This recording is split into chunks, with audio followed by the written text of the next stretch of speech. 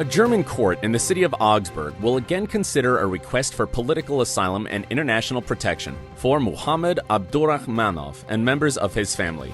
In March, it became known that there was an attempt on a Chechen's life that was foiled by a would-be assassin. The killer contacted the would-be victim and disclosed his criminal plans. Abdurrahmanov's lawyer cited the fact of the attempt on his client's life as an argument. Returning to Russia would be fatal for him. This convinced the judges of the reality of the impending danger. The administrative court in Augsburg found the appeal against the denial of asylum justified. Abdurrahmanov had previously received 2 refusals. Now the application should be sent to the Migration Authority for reconsideration. Mohammed is a representative of the Chechen human rights organization Wehrfond in Germany. The attempt on his life has also been linked to the activities of his brother, the well-known Chechen blogger Tumso Abdurrahmanov. Tumso has consistently criticized the policies of the Russian authorities in the Chechen Republic. He broadcasts on his YouTube channel about the crimes of Ramzan Kadyrov and his entourage. Both brothers do not yet have refugee status in Europe. Meanwhile, last February, Tumso also survived an attempt on his life.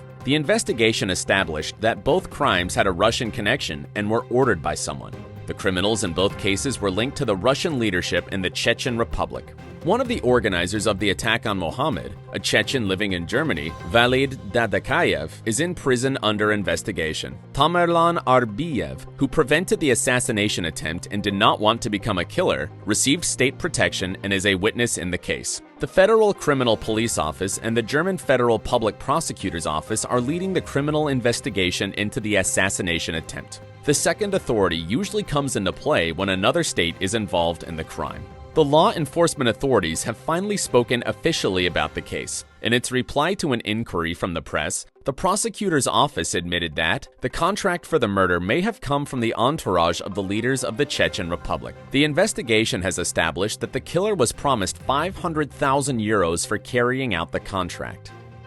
3 Russian diplomats were expelled from Poland. According to the Polish side, they violated their diplomatic status. According to the note from the Foreign Ministry, their activities caused harm to the country. Warsaw is also in favor of new American political sanctions against Russia. The other day, US President Joe Biden ordered the expulsion of 10 members of the Russian embassy. He also signed an executive order declaring a state of national emergency in connection with an unusual and extraordinary threat to the national security, foreign policy, and economy of the United States. The Russian government's foreign policy activities are called harmful in the document. The new sanctions affected 16 Russian companies of Yevgeny Prigozhin. This businessman is called Putin's cook, and his name is associated with high-profile contract murders. Besides, restrictive measures have also been imposed on private individuals, one of whom is Alexei Gromov, first deputy head of the presidential administration. NATO supported this step by the American leader. According to representatives of the alliance, Russia's actions threaten international security. Russian Foreign Minister Sergei Lavrov has already responded that Moscow will take reciprocal steps to any unfriendly American actions.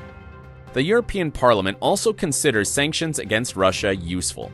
The question is about freezing the accounts of major Russian businessmen in the West and disconnecting the country from the Swiss banking system. This was stated by Manfred Weber, the chairman of the European People's Party, in a press interview. The reason was the possible escalation of the conflict in eastern Ukraine and the condition of the opposition leader Alexei Navalny. Navalny, as determined by the European Court of Human Rights, was illegally imprisoned. Russian and international observers are concerned about the new pulling of military equipment to the border with Ukraine. Russian President Putin does not recognize this as Russian aggression.